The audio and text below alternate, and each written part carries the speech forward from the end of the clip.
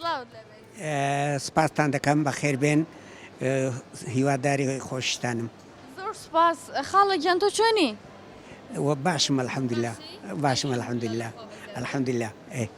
خاڵە چۆنەوە بەم کەش و هەوایە هادئە لە فامیلی مۆڵ لە دوای بەربانگ یەکسەر هاتووی لێرە گۆڤارە خوێنیتەوە عەفو ڕۆژنامای خوێنیتەوە واللهی ئێرە یەکەم جار زۆر هادی و هێمنە بۆ خوێندنەوەی هیچ مشکلەی تێدا نیە جغارە خواردنی تێدا نیە لە بۆ سیحەتی ئینسانی بچمە هەر چایخانەی لەوێن دەرێ بخینمەوە پڕی دووکەر و ئەوەیە ئیجغارەی ناتانم یانێ ئێرەش یعنی هەم سەرمانیە هەم گەرمانیە لە بە هەندێکە ئێرەم هەڵبژاردیە هەتا جەو خۆش دەبی دوایی دەستمە ناو پارکەکان لەوێ دەخینمەوە حەزت لە وەرزش و خوێندنەوە ئەو شتانەیە؟ ئەمێن بە سروشتی تەبیعی هەموو ڕۆژێ لای کەمی سعاتێک بە پێیان دەڕۆم ئەوەیە زۆرتان دروستی ماشەڵڵا خۆش یارەبی سپاس دەکەم بێت جار هەیە دەفتە 2 سعات سعات و نیوەک هەندێک جاریش لە نادی مامۆستایان تەنها لۆ ڕاضەکەی دەچم ئەلعابی باشیان هەیە ئاسن لەوێش تقریبان 20 دقائق نیم سعاتێک لەسەر ئاسنەکان گەمەی دەکەم تەمارین قووە یعنی ئیهێز و شتیوالە ئەو دوایی دەڕۆم یعنی لۆ دانیشتنێ ناچم تەنها لۆ سەر ئەلعابەکان دەچم یعنی وا لە شساغ بە مامۆستا ناوی جەنابەت چییە؟ مامۆستا فاڕۆق مامۆستا فاڕۆق پیشەی تۆ چییە؟ ئەمن مامۆستای خانەنشینم پێشتر خۆت مامۆستای چی بابەتێک مامۆستای زانستی بووم لەگەر وەرزشی ئەو 2 دەرسە بە زۆری دەمگۆتەوە باشە مامۆستا لەو تەمەنی کە تت پەڕاندووە یاخواخوای گەورە تەمەنت بەرەکەدار بکە ئیشەڵڵا چ شتێک هەبووە زۆر سەرنجی تۆ ڕاکێشا بێ لە حیاتت ما بێتەوە بڵێ ئەو شتە لە فکری منە من پندم لێ وەرگرتووە یان دەرسم لێ وەرگرتووە نەمهێشتووە کە منداڵی من ئەو شتە دووبارە بکاتەوە واللهی بەنسبەت هەندێکە مندارەکانم وا پەروەردە کردیەکە هەمویان الحەمدوللیلا بووینە خاوەنی وەزیفەی خۆیان و جامیعیان تەواو کردیە و کولیە و یعنی منصبی باشان هەیە یعنی لە مثلەن دکتۆرایان هینایە ماجستەریان هینایە لە وەزیفەدانە یعنی و مهمترین شتیش ئەوەیە لقمەی حرام نەهاتیتە ناو ماڵم لەبەر هەندێکە مندارەکانیشم هەموو الحەمدوللیلا ساغ و سەلامەتن و تەداخلیش خۆش زۆر قۆز و جوانی بەو تەمەنە هەتاوەکو ئێستا ماویتەوە یاخوا تەمەنە درێژ بێ باشە شتێکی خۆشم بۆ ناگێڕیتەوە واللهی لەبارەی قوتابخانەی شتێکی خۆش بێ لە بیرت مابێ هەم دڵی ئێمە خۆشکە هەمیش دڵی بینەرە واللهی يعني أنواع عشتم بصر هاتي لحد لكاتي يعني ما مستاتي يعني مثلا ددي لنا وصنفي من دال هبو يعني وهذا كم درس مقرم كرديا درسي دري مو دوم من دال أوها دستيان لير كثير كرديا مليا قدري دقرن أمن قوم شوج ندك ليش من ندان دمقو هاتم أنجو يعني سكت دزان اللي كتان دك مولوي اللي رشاري دكان أجا أزان هارون دري لا دري صاف كان لقريه كتري هذا فيدا كان من دارك عند أبو في كان نوازي عندنا أري والله ماما صايجاني إن شاء الله خوي جورات من الدريش بكات وبتها خلنا وش يعني أوش لو بريم أمين موبايلم هي آيفون وشتوالا ساعتك بكار دينم لبو هند حالات لبو خنوا لبو لغات وشتوالا بلام يعني روجنامة خنوا روجيت زريدة بخنوا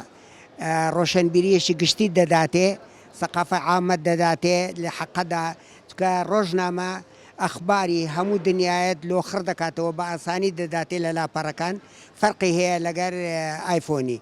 لغير انترنتي أو تساوي شتيق نادا وأشعش لدمو تساود نادا أو أشعي كلا آيفوني دردسي لدمو تساود دادا وقزكي وخطكان أو بكيف خوت يعني تصرفي بيدكاي برندي دكاي لبارا ولا دانش نوا دقينيوا وفائدة شيء أويا مشكل دائمي دمينيتن يعني بصاغ سلامتي يعني مشكل عصبونات هي لنا ومشكل جزكوكا كان أعصابي أو أنا دائما لقى شدبي مادام بخينيوا أجانا خينيوا بيرنا كيوا يعني نوا بيريش تفراوان أبى فيرة وشيء نوع أبيد يعني هندق وشيء هي إنسان مفروض بونمونا بزانت يعني قديم بي هندا كلمة هي لزريدة كفير ذبي يعني يكم زارة كفير ذبي دزاني سيتدا وسيتدانية دوای خەتەکەی خۆشە زۆر مشکلەی تێدا نییە یعنی مامۆستا ئێمە تەڵەبەی میدیام من بۆ خۆم تەڵەبەی ڕاگەیاندنم ڕۆژی مجلەیەکێ ما بێ بخوێنینەوە یعنی خۆمان بۆ خۆمان ئەبێ دانەیەک لە ڕۆژێک ڕۆژنامەیەک بخوێنینەوە بۆی هەم فێری کەلیماتەکانی ناو ڕۆژنامە ببین کە کوردی پەتیە و هەمیش معلومات عامەیەکی لێ وەرەگریت بۆ خۆت و بۆ سەقافەی خۆت باشترە بەس تۆ چ نەزڕەیەکت هەیە بەرامبەر ڕۆژنامە؟ ئەمن بەنسبەت ڕۆژنامەی چونکە ڕۆژانەیە یعنی ئەخباری نوێ هەموو ڕۆژێ دوایی هەندێک مەقالە هەیە پێی دەگوترێ ئەڕەئی بیری یعنی بیرکردنەوە ئەو مەقالانە لە حەقەتدا یعنی کەون نابی هیچ وەختیش بەسەریدا بڕوە هەندە مەقالە هەیە کە برە وای نووسیە لە بۆ مستەقبەلیش بەکەلک دێل و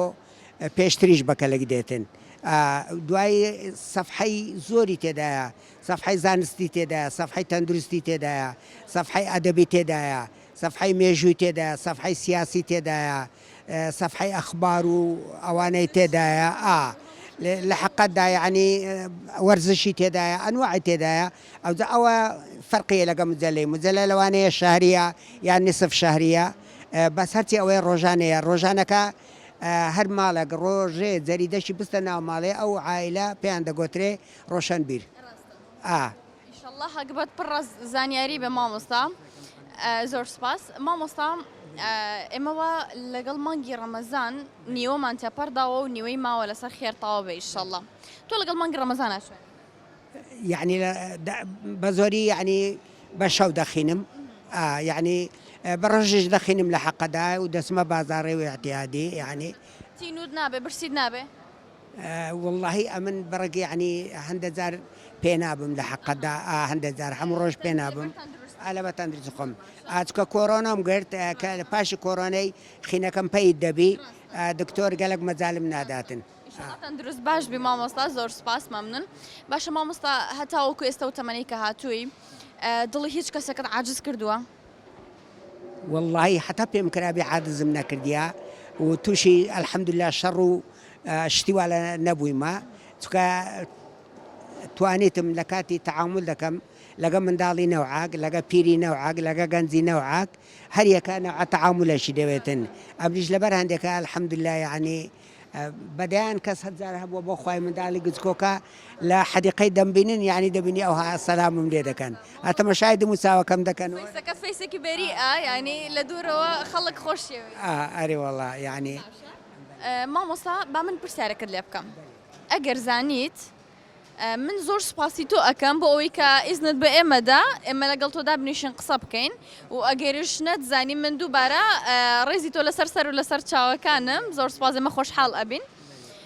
ئەنج من ئێستا پرسیارەکەت لێ ئەەکەم ئەگەر زانیت تۆ بەیتە خاوەن خەڵات باشە ئەگەر نەشت زانی من شتێکەکەم هەرت کەمە خاوەن خەڵات باشە لە نییە وڵای خەڵات ینی سپاس دەکەم ئەنگۆ خەڵاتن لە بۆ من کە هاتن و دانیشتن ئەرێ وەڵا ئەمیم نییە بەرێ باشە ئەڵێت یەکەم ڕۆژنامەی کوردی ساڵی چەند دەرچوو وڵی یەکەم ڕۆژنامەی کوردی کوردستان بوو لە قاهرەی دەرچوو لە 1900 ناوچێت لە 1000 ساری بوو نازەم شتە شوال بوو ینی 1924 یان مامۆستا 1990 چار بڕۆمە سەرێ 1998 ینی ئەو کاتی دەرچوو بەرێ زۆر جار ینی سەفحەکەشم خوێندیتەوە لە جەریدەکانی دی لە حەقەدا دیتیتم ینی ئاریوەڵا بەدرخانیەکان دەریان کردیانی لە قاهرە ینی چکە لە کاتی لە تورکیا هەراتن ڕۆیشتن بە سووریا و بە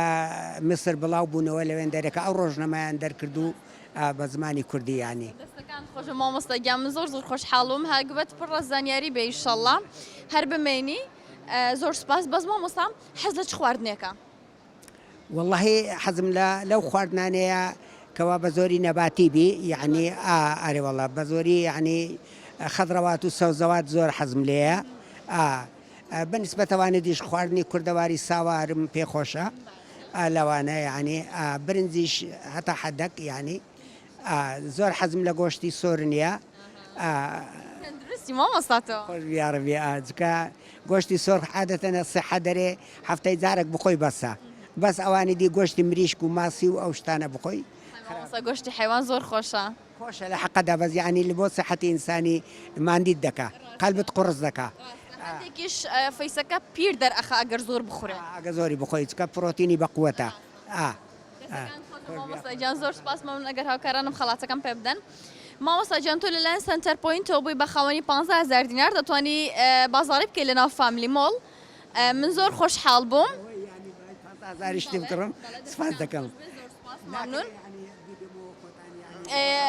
ئێمە ئەوە هەدیە ئێمە بۆ تویتر ئەتوانی خۆت سوودی لێ ببینیە خودت منداڵەکانت سوودی لێ ببینین هیچ کێشەی نییە و ئێمە ئێستا ناوی تۆ خێنینێ و جیر و پشکەوە بۆ خەڵاتانەی کە هەمانە سپۆنسەرن. سپاسان دەکەم ممنون قەلبتان ساق بیاڕبی بەخێر بێن زۆر زۆر سپاسان دەکەم. دەستەکان خۆت زۆر